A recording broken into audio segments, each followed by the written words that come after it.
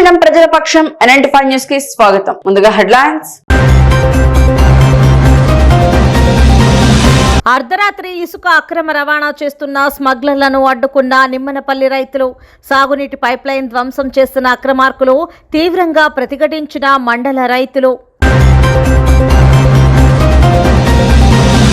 డ్రైవర్లకు కంటి చూపు చాలా కీలకం. Motor vehicle inspector Sivalingaiah road భద్రతా నిబంధనలు ప్రతి ఒక్కరూ పాటించాలి. ఆటో, బస్సు, లారీ, క్యాబ్ డ్రైవర్లతో అవగాహన సదస్సు. అధికార పార్టీ నేత నిసార్ అహ్మద్ చొరవతో స్పందించిన తహసీల్దార్ శ్రీచందుకు నిమ్మరసమిచ్చి దీక్షను విరమింపచేసిన వైసీపీ నేతలు. చైతన్య అనాథ బాలల ఆశ్రమ భూ సమస్యకు పరిష్కారం. మదనపల్లి బరిలో బలమైన సామాజిక వర్గానికి చెందిన బలిజలకు రాజకీయ అవకాశాలు కల్పించడంలో అన్ని పార్టీలు మోసం చేశాయి విమర్శించిన రాయల్ యూత్ సొసైటీ అధ్యక్షులు ప్రసాద్ రాయల్. ఇక డీటెయిల్స్ చూస్తే, ప్రభుత్వం తమకు కేటాయించిన స్థలంలో అధికార పార్టీకి చెందిన వ్యక్తులు దౌర్జన్యంగా ప్రవేశించి అక్రమాలకు పాల్పడుతున్నారని అనాథ బాలల కేంద్రం నిర్వాహకులు ఆనంద్ ఆధ్వర్యంలో స్థానిక సబ్ కలెక్టర్ కార్యాలయం వద్ద చేపట్టిన దీక్షకు సోమవారం మదనపల్లి మాజీ ఎమ్మెల్యే తెదేపా నేత షాజహాన్ బాషా మద్దతు ప్రకటించారు. అనాథలైన పిల్లల పునరావాస కేంద్రం కోసం ప్రభుత్వం మంజూరు చేసిన స్థలాన్ని కబ్జా చేయడానికి అధికార పార్టీకి చెందిన కొందరు వ్యక్తులు ప్రయత్నించడం దుర్మార్గమని దుయ్యబట్టారు. ఈ కార్యక్రమంలో బహుజన సేన నాయకులు శ్రీచందు, టీడీపీ నాయకులు గిరీష్ ప్రసాద్, షంషీర్, పెద్ద సంఖ్యలో తెలుగుదేశం పార్టీ కార్యకర్తలు పాల్గొన్నారు. మదనపల్లి కాన్స్టిట్యూన్సీ ప్రజలకు నా వెనక కూర్చున్న మానవత్వానికి చెప్పడానికి పదాలే తక్కువ అయిపోతాయి. అనాథ పిల్లలయ వీళ్లకు స్థలం కేటాయించడానికి దీనికి రాజకీయం ఏముంది? మదనపల్లి కాన్స్టిట్యూన్సీ ప్రజలతో ఓట్లతో వేసుకొని గెలుచుకున్న నాయకులు, వైఎస్ఆర్సీపీ నాయకులు ఇదే రోడ్డుగా ఈ రోడ్లో ముందర పోతూ ఈ పిల్లలు ఇక్కడ కూర్చున్నారు. 50 మీటర్ల వెనకాల మీరు మీ పార్టీ కార్యక్రమం జరుపుకున్నారు. ఈ పిల్లలు కానీ, అనాథ పిల్లల జీవితాలు కానీ కనపడలేదేమా? ఏమి సమాజానికి మీరు మెసేజ్ ఇస్తున్నారా? ఏమైనా రాజకీయ వ్యవస్థలో ప్రజల్లో తిరుగుబాటు వచ్చేటట్టుగా చేస్తున్నారా, లేదా రాజకీయ వ్యవస్థల పైన నమ్మకం కలిగేటట్టుగా చేస్తున్నారా వైఎస్ఆర్సీపీ నాయకులు? సంబంధిత ఎంపీ గారు మొన్న ఇదే దావ వెళ్ళారు. ఇంకా ఆయనకి కావాల్సిన బృందం మొత్తం ఇదే దావ వెళ్ళారు. ఒక్క మాట వచ్చి పలకరించకుండా పోయినారంటే మీకు ఆ రోజు మదనపల్లి కాన్స్టిట్యూన్సీ ప్రజలు ఓట్లు వేయలేదా? 2 పర్యాయాలు మీకు ఎంపీ చేయలేదా? ఇట్లా మదనపల్లికి మాత్రం తీరని ద్రోహం చేశారు. నేను వదిలేండి, జిల్లా ఇవ్వలేదు. టిప్పు సుల్తాన్ కాంపౌండ్లో ముఖ్యమంత్రి గారు 30 కోట్లు అన్నారు. 30 కోట్లు వచ్చేసి 100 కోట్లు ఇచ్చేశారు. మసీదుకి 5 కోట్లు అన్నారు, 50 కోట్లు ఇచ్చేశారు. మసీదు వచ్చి 10 అంతస్తులు కట్టేశారు. ఇవన్నీ తెలిసిందే. ఈ అనాథ పిల్లల జీవితాలతో కూడా ఆడుకుంటేది ఏంటి పద్ధతి? ఈ దేశంలో ఉన్నటువంటి అందరినీ సమానంగా చూస్తూనే ఈ దేశంలో నిరాదరణకు గురవుతున్న పిల్లల పట్ల, ప్రజల పట్ల వారికి కూడా అందరితో పాటు సమాన హక్కులు ఉన్నాయంటూ అన్నమయ్య జిల్లా మదనపల్లిలో చైతన్య సర్వీస్ సొసైటీ వారిచే గత 25 సంవత్సరాలుగా ఎంతో వందలాది మంది నిరాదరణకు గురవుతున్న అనాథ పిల్లలకు చదువు చెప్పించి వారికి మంచి జీవితాన్ని కల్పిస్తూ ఈ సమాజంలో వారిని మంచి వ్యక్తులుగా తీర్చిదిద్దుతున్నారు. ఇదే నేపథ్యంలో ఎంతోమంది అధికారులకు, ప్రజా నాయకులకు, ప్రజాప్రతినిధులకు ఒక స్థిర నివాసం కావాలని చెప్పేసి ఎన్నో ఏళ్లుగా ఆయన పోరాటం చేస్తున్నా, రిక్వెస్ట్ చేస్తున్నా, అడుగుతున్నా, ఈ రోజు కూడా కాలయాపన చేస్తూ నెరవేర్చకపోవడం దారుణమైన విషయం. ఈ విషయాన్ని గత సంవత్సరం 2022లో సీఎం పేషీట్ నుంచి లెటర్ రావడంతో కొంత స్థలాన్ని ప్రభుత్వం కేటాయించే ప్రక్రియ మొదలవడంతో ఎక్కడైతే కేటాయిస్తున్నారో బీకేపల్లిలో అక్కడ ఆ స్థలాన్ని కూడా కబ్జా. కొత్తకోట మండలం ఆలేటివారిపల్లికి చెందిన రఘునాథ్ భార్య లలితా కుమారికి పురిటి నొప్పులు రావడంతో మదనపల్లి ఆర్టీసీ బస్టాండ్ సమీపంలోని బాలాజీ ఆసుపత్రిలో చేర్పించారు. ఆదివారం రాత్రి ప్రసవం కావడం ఇబ్బంది అవుతోందని కారణంతో వైద్యులు ఆపరేషన్ చేసి బిడ్డను తీశారు. పురిటి బిడ్డ పరిస్థితి విషమంగా ఉందన్న కారణంతో చిన్నపిల్లల వైద్యులకు చూపించాల్సిందిగా హాస్పిటల్ సిబ్బంది ఆదేశించారు. అయితే పలుచోట్ల ప్రైవేట్ ఆసుపత్రుల్లో చూపించిన బిడ్డ పరిస్థితి విషమంగా ఉండడంతో బెంగళూరుకు తరలిస్తున్న నేపథ్యంలో వస్కోటా ప్రైవేట్ ఆసుపత్రి వైద్యులు అప్పటికే బిడ్డ మృతి చెందిందని తెలిపారు. బిడ్డ ఆరోగ్య పరిస్థితి బాగాలేదన్న విషయం ఆపరేషన్ చేసిన డాక్టర్లు తెలపలేదని కోపంతో తమ బిడ్డ మృతికి ప్రసూతి వైద్యశాల డాక్టర్లు కారణమని సోమవారం ఉదయం హాస్పిటల్ ఎదురుగా జేబీఎం పార్టీ నియోజకవర్గ కన్వీనర్ కోన భాస్కర్ ఆధ్వర్యంలో నిరసన చేపట్టారు. విషయం తెలుసుకున్న రెండో పట్టణ పోలీసులు ఆసుపత్రి వద్దకు చేరుకొని బాధిత కుటుంబ సభ్యులకు ఆసుపత్రి యాజమాన్యానికి నచ్చజెప్పి నిరసనను విరమింపచేశారు. దీంతో బాధితులు పోలీసులకు ఇచ్చిన ఫిర్యాదు తీసుకుని బిడ్డ తల్లికి సరైన వైద్యం అందించే వరకు ఆసుపత్రిలోనే ఉంటారని ఉండటానికి ఆసుపత్రి సిబ్బంది అనుమతి ఇవ్వడంతో సమస్య సద్దుమణిగింది. ఈ నిరసన కార్యక్రమంలో తెలుగుదేశం నాయకులు Jayachandra, YCP Reddishekhara, TDP Balamanisekhara, Hanumanth, TDP, BJP, Rajendra Nayak, ప్రజా సంఘాల నాయకులు పాల్గొన్నారు. ఆపరేషన్ చేసి బిడ్డని ఇచ్చినారు. బిడ్డ నర్స్ గారు ట్యాబ్లెట్స్ తెచ్చిచ్చినారు. మహేష్కి తెచ్చిచ్చినారు. ఆయా తెచ్చి స్పర్శ లేదు అని చెప్పారు. ఇక్కడి నుంచి వేరే హాస్పిటల్కి ఎత్తుకొని పోండి అని చెప్పినారు. అక్కడి ఇంకా వేరే 3 హాస్పిటల్ తిరిగి బెంగళూరుకి ఎత్తుకొని పోయేటప్పుడు అక్కడ హాస్పిటల్ జాయిన్ చేసాము. ఇది లేదు, ప్రాణం పోయింది అని చెప్పారు. దీనికి డాక్టర్లే నిర్లక్ష్యం. ఏ హాస్పిటల్ డబ్బులు తీసుకుంటావు, డబ్బులు తండుకుంటున్నావు, పాపకి స్పర్శ లేదని ఒక నువ్వు ఒక డాక్టర్గా ఉండి ఈ పాపకి స్పర్శ లేదని రిపోర్ట్ ఇచ్చిన తర్వాత నువ్వు వచ్చి చెప్పాలా లేదా వాళ్ళ అమ్మకు? నువ్వు వచ్చి చెప్పాలా లేదా? నువ్వు చెప్పాలా లేదా? పేషెంట్ చెప్పిస్తావు నువ్వు? డబ్బులు ఎందుకు తీసుకుంటారా? స్కానింగ్ లో రిపోర్ట్ లేదా? స్కానింగ్ లో రిపోర్ట్ లేదా? మీ హాస్పిటల్ ఆక్సిజన్ లేదా? హాస్పిటల్ ఆక్సిజన్ లేకపోతే ఎట్లా అడ్మిట్ చేసుకుంటావు నువ్వు? ఒక గర్భిణీని ఏ విధంగా అడ్మిట్ చెప్పండి సార్. ఇవాళ రెస్పాన్సిబిలిటీ సార్. నోరు మాట్లాడండి, నోరు కాదు కదా, మాట్లాడండి. మీ హాస్పిటల్ ఆక్సిజన్ లేక ఎట్లా కంపెనీని అపాయింట్మెంట్ చేస్తున్నాము, ఎట్లా జాయిన్ చేస్తున్నాము? నీకు స్కానింగ్ లో రిపోర్ట్ అడగడం లేదా? సక్సెస్ఫుల్ కూడా స్పర్శ లేదని చెప్పిన తర్వాత నువ్వు చెప్పాలా వాళ్ళ తల్లిదండ్రులకు? నర్సు దగ్గర చెప్పేసావు నువ్వు. ఇంతకుముందు గతంలో కూడా ఒకటని చెప్పేశారు మీరు. గతంలో కూడా ఒక బిడ్డను చంపేశారు. ఇప్పుడు కూడా ఈడ బాలాజీ హాస్పిటల్లో చాలా దారుణం జరుగుతుంది. గర్భిణీ స్త్రీలంతా చేర్చుకొని ట్రీట్మెంట్ సరిగా డబ్బులు వేలకు వేలు దండుకుండి ప్రాణాపాయ స్థితిలో ఉంటే వేరే హాస్పిటల్ రెఫర్ చేస్తున్నారు. డబ్బులు మాత్రము లక్షలు కట్టించుకున్నారు. కనీసం ఈ హాస్పిటల్లో ఆక్సిజన్ కూడా లేదు. ఆక్సిజన్ లేక ఎట్లా చూసుకుంటాను? ప్రొటెక్షన్ యాక్ట్ ఉంది.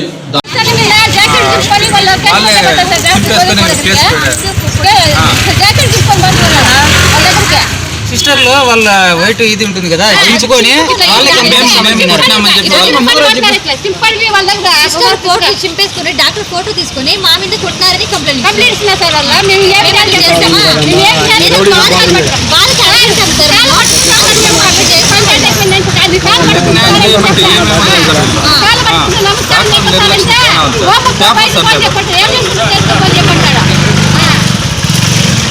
మాకు ఇచ్చినప్పుడు ఉమినీళ్ళు తాగింది అని చెప్పినారు.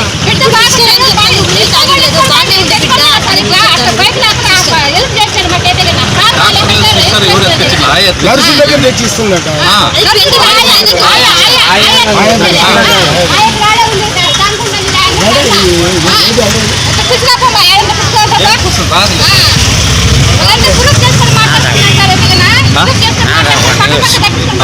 మాట్లాడదాం.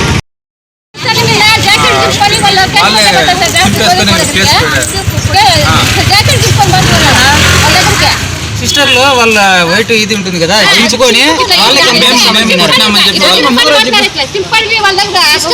చింపేసుకుని డాక్టర్ ఫోటో తీసుకుని మా మీద కొట్టినారని కంప్లైంట్ ఇస్తున్నా సార్. వల్ల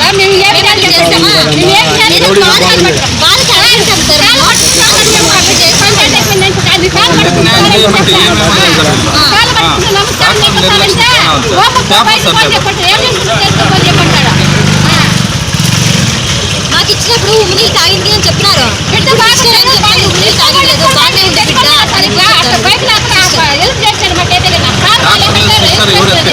నర్సు దగ్గర తెచ్చిస్తుందట.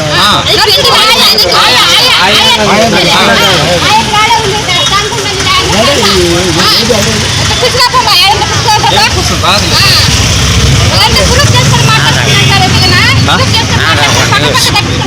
మళ్ళీ మాట్లాడదాం. అర్ధరాత్రి ఇసుక అక్రమ రవాణా అడ్డుకున్న రైతులు సాగునీటి పైపులు ధ్వంసం కావడంతో తీవ్రంగా ప్రతిఘటించారు. నిమ్మనపల్లిలో అర్ధరాత్రి జేసీబీలతో ఇసుక తవ్వి ట్రాక్టర్లతో అక్రమ రవాణా చేస్తూ పొలంలోనే సాగునీటి పైపులను ధ్వంసం చేసిన ఘటన శనివారం అర్ధరాత్రి నిమ్మనపల్లి మండలంలో జరిగింది. దీంతో అడ్డుకున్న రైతులపై అక్రమార్కులు దౌర్జన్యం చేశారు.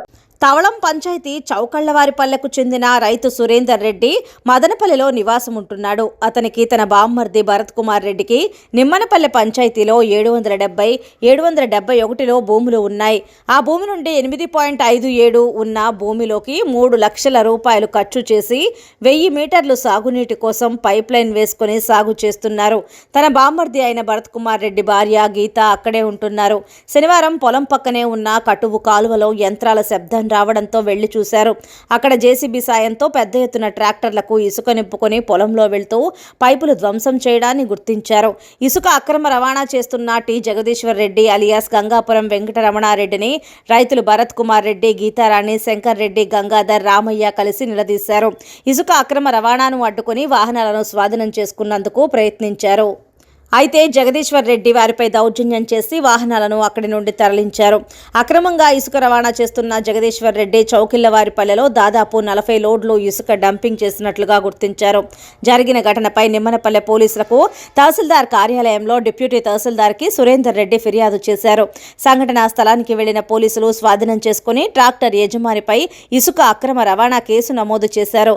ఈ సందర్భంగా సురేందర్ రెడ్డి మీడియాతో మాట్లాడుతూ తవళం పంచాయతీ చౌకిళ్లవారిపల్లెకు చెందిన జగదీశ్వర్ రెడ్డి ఇసుక అక్రమ రవాణా చేస్తూ నా పొలంలో ఉన్న 3 లక్షల రూపాయలు విలువ చేసే పైప్ లైన్ ను అక్రమంగా ఇసుక తరలిస్తూ ధ్వంసం చేశారని పోలీస్ స్టేషన్లో రెవెన్యూ కార్యాలయంలో ఫిర్యాదు చేశానని ఆయన తెలిపారు. ఇతని ఫిర్యాదు మేరకు నిమ్మనపల్లి పోలీస్ స్టేషన్లో హెడ్ కానిస్టేబుల్ శివరామకృష్ణ కేసు నమోదు చేసి దర్యాప్తు చేస్తున్నారు. ఈ కార్యక్రమంలో బోరు యజమాని, రైతులు తదితరులు పాల్గొన్నారు. సురేందర్ రెడ్డి 27/1/2024 తేదీన అర్ధరాత్రి 12 గంటలకు బోడుబండ దగ్గర నా భూమి దగ్గర వచ్చి కటుగాలలో సుమారు 30 నుంచి 40 ట్రాక్టర్లు జగదీష్ అని చౌకులవారిపల్లి జగదీష్ అని రెడ్డి డంపు చేసి వాళ్ళ పొలంలో దాచినాడు. మరి నేను పోయి ఒక ట్రాక్టర్ హ్యాండ్ ఓవర్ చేసుకొని పోలీసు వాళ్ళకి హ్యాండ్ ఓవర్ చేసినాను. స్పాట్లో వచ్చి జేసీబీ నేను వచ్చే లోపల దొంగగా వెళ్ళిపోయినాడు. మళ్ళీ స్పాట్లో వచ్చి ఎస్ఐ గారు రెవెన్యూ డిపార్ట్మెంట్ విఆర్ఓ వచ్చి ఎంక్వైరీ చేసినారు. డంపు స్వాధీనం చేసుకోవాలని కోరుతున్నాను. ఆ ఇసుక ఏది ఉందో వాని మీద క్రిమినల్ కేసు చేయాలని, క్రిమినల్ కేసు చట్టపరంగా ఏముండాయో అవన్నీ తీసుకోవాలని కోరుతున్నాను. మదనపల్లె బరిలో బలమైన సామాజిక వర్గానికి చెందిన బలిజలకు రాజకీయ అవకాశాలు కల్పించడంలో అన్ని పార్టీలు మోసం చేశాయని రాయల్ యూత్ సొసైటీ అధ్యక్షులు ప్రసాద్ రాయల్ విమర్శించారు. సోమవారం రాయల్ యూత్ సొసైటీ కార్యాలయంలో ఏర్పాటు చేసిన విలేకరుల సమావేశంలో ప్రసాద్ రాయల్ మాట్లాడుతూ మదనపల్లి నియోజకవర్గంలో 56,000 ఓట్లు ఉన్న బలిజ సామాజిక వర్గానికి రాజకీయ ప్రాధాన్యత అంతంత మాత్రమేనని ఆవేదన వ్యక్తం చేశారు. సామాజిక సమీకరణాల పేరుతో బలిజలకు ప్రతిసారి మోసం జరుగుతోందని వెల్లడించారు. పొంగనూరు, మదనపల్లె, తంబళ్లపల్లె, పీలేరు నియోజకవర్గాలలో అత్యధికంగా బలిజ ఓటర్లు ఉన్నారని, రాజంపేట పార్లమెంటు పరిధిలో బలిజ సామాజిక వర్గం అత్యధికంగా 4 లక్షలకు పైబడి ఓటర్లు ఉన్నారని వెల్లడించారు. మదనపల్లె నియోజకవర్గంలో దొడ్డ సీతారామయ్య తర్వాత బలిజ సామాజిక వర్గం నుంచి కాంగ్రెస్, టీడీపీ, వైసీపీలో ఎమ్మెల్యే టికెట్ ఇవ్వలేదన్నారు. నిజాయితీ పరుడైన దొడ్డ సీతారామయ్య బలిజ జాతీయ ఆణిముత్యమని అభివర్ణించారు. బలిజలకు అధిక ప్రాధాన్యత కల్పించిన పార్టీకే ఓట్లు వేస్తామని, రాజకీయంగా ప్రజాప్రతినిధులుగా అధిక ప్రాధాన్యత కల్పించాలని డిమాండ్ చేశారు. మెజార్టీ కుటుంబ సభ్యులు, మెజార్టీ ఓటర్లు ఉండడము అందరికీ తెలిసిన విషయమే. ఈ మెజార్టీ ఓటర్లతో ఇప్పటికీ మంత్రులైనారు, సీఎంలైనారు. కాకపోతే బలిజ కమ్యూనిటీకి ఎటువంటి ప్రాధాన్యత గల పదవులు కానీ, వాళ్ళకి సంబంధించిన ఆర్థిక విషయాలు అయితేనేమి, లేకుంటే వాళ్ళ స్థితిగతుల గురించి అయితేనేమి, వాళ్ళ ఎదుగుదల గురించి అయితేనేమి ఈ పొద్దు వరకు ఎవరూ పట్టించుకోలేదు. కాబట్టి మేము చిత్తూరు జిల్లా, అన్నమయ్య జిల్లా కంబైన్డ్ జంట జిల్లాల్లో మేము ఇప్పటికీ మీరు అబ్జర్వ్ చేసినట్లయితే పుంగునూరు, తంబాలపల్లి, వాయల్పాడు, ఈ పీలేరు, మదనపల్లిలో సుమారు మదనపల్లి గ్రామీణ మండలం వలసపల్లి పంచాయతీ నవోదయ స్కూల్ సమీపంలో జరిగిన రోడ్డు ప్రమాదంలో మహిళకు తీవ్ర గాయాలైన ఘటన చోటు చేసుకుంది. చంద్రమాకులపల్లికి చెందిన మంజుల ద్విచక్ర వాహనం మీద సోమవారం ఉదయం మదనపల్లికి వస్తున్న సమయంలో ముందు వెళ్తున్న లారీని ఓవర్టేక్ చేయబోయి ఎదురుగా వస్తున్న విశ్వం కళాశాల విద్యార్థులు శివ, మంజీధర్ ప్రయాణిస్తున్న ద్విచక్ర వాహనాన్ని ఢీకొనడంతో మంజులకు తీవ్ర గాయాలయ్యాయి. ప్రమాదంలో మరో మహిళకు గాయాలు కావడంతో స్థానికులు 108 వాహనంతో ప్రభుత్వ ఆసుపత్రికి తరలించారు. ఈ ప్రమాదంలో విద్యార్థులు స్వల్పంగా గాయపడ్డారు. పోలీసులు కేసు దర్యాప్తు చేస్తున్నారు. డ్రైవర్లకు కంటి చూపు చాలా కీలకమని మోటార్ వెహికల్ ఇన్స్పెక్టర్ శివలింగయ్య అన్నారు. రోడ్డు భద్రతా నిబంధనలు ప్రతి ఒక్కరూ పాటించాలని ఆటో, బస్సు, లారీ, క్యాబ్ డ్రైవర్లను ఆయన కోరారు. ఏపీ ప్రభుత్వం రవాణా శాఖ ఆదేశాల మేరకు 35వ జాతీయ రహదారి భద్రతా మాసోత్సవాల సందర్భంగా మోటార్ వెహికల్ ఇన్స్పెక్టర్ శివలింగయ్య ఆధ్వర్యంలో మదనపల్లి ఆర్టీఓ కార్యాలయం నందు డ్రైవర్లకు ఉచిత వైద్య శిబిరం ఏర్పాటు చేశారు. ఈ కార్యక్రమాలు జనవరి 20 నుండి 19 ఫిబ్రవరి వరకు నిర్వహిస్తున్నట్లు ఆయన తెలిపారు. ఈ సందర్భంగా మోటార్ వెహికల్ ఇన్స్పెక్టర్ శివలింగయ్య మాట్లాడుతూ, గత 35 ఏళ్లుగా జాతీయ రహదారి భద్రతా మాసోత్సవాలు జరుపుకుంటున్నాం. అయినా ప్రజల్లో మార్పు రాలేదు. మద్యం సేవించి వాహనాలు నడపడం ద్వారా ఎక్కువ ప్రమాదాలు జరుగుతున్నాయి. హెల్మెట్ ధరించి వాహనాలు నడపాలి. 2 వీలర్ వాహనాల్లో ఇద్దరిని మించి డ్రైవింగ్ చేయరాదు. ప్రాణం చాలా విలువైంది అనే విషయాన్ని దృష్టిలో ఉంచుకొని నెమ్మదిగా డ్రైవింగ్ చేయాలని ఆయన కోరారు. ప్రాణం చాలా విలువైనది. ఒక్కసారి పోతే మళ్లీ తిరిగి రాదు. ప్రమాదం వల్ల కుటుంబంలో ఒకరు దూరమైన కుటుంబం అంతా రోడ్డున పడే ప్రమాదం ఉంది. కుటుంబ సభ్యులను దృష్టిలో ఉంచుకొని జాగ్రత్తగా వాహనాలను నడపాలని ఆయన సూచించారు.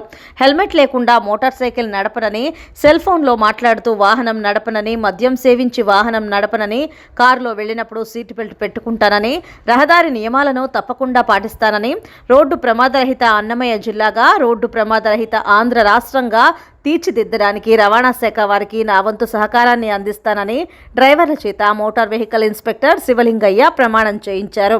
ఈ కార్యక్రమంలో ఆర్డీఓ కార్యాలయం సిబ్బంది, లారీ, ఆటో, క్యాబ్ డ్రైవర్లు తదితరులు పాల్గొన్నారు. అనాథ పిల్లలు స్థిర నివాసం కోసం జరిగిన అనేక సంవత్సరాల పోరాటంలో 26వ తేదీ నుండి జరిగిన దీక్ష ఫలితంగా నేడు మాజీ ఎమ్మెల్యే తెదేపా నేత షాజహాన్ బాషా సోమవారం అనాథ బాలల శిబిరాన్ని సందర్శించి అధికార పార్టీ నేతలు వారంలోపు సమస్యను పరిష్కరించకుంటే తెలుగుదేశం పార్టీ ఆధ్వర్యంలో నిరసన చేపడతామని హెచ్చరించడంతో స్పందించిన వైసీపీ నేతలు, YSR Congress party Madanapalle incharge Nishar Ahmed, Madanapalle municipal vice chairman Jinka Venkatachalapathi, తహసీల్దార్ దీక్ష శిబిరానికి చేరుకొని జరిగిన పరిణామాలన్నీ మా దృష్టికి తీసుకుని వచ్చి సమస్యని పరిష్కరించారు.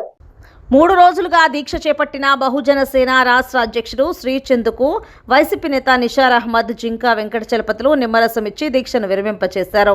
అనాథ పిల్లలకు స్థలంతో పాటు భవన నిర్మాణానికి కూడా తన వంతు కృషి చేసి సహాయం చేస్తానని నిషార్ అహ్మద్ హామీ ఇచ్చారు.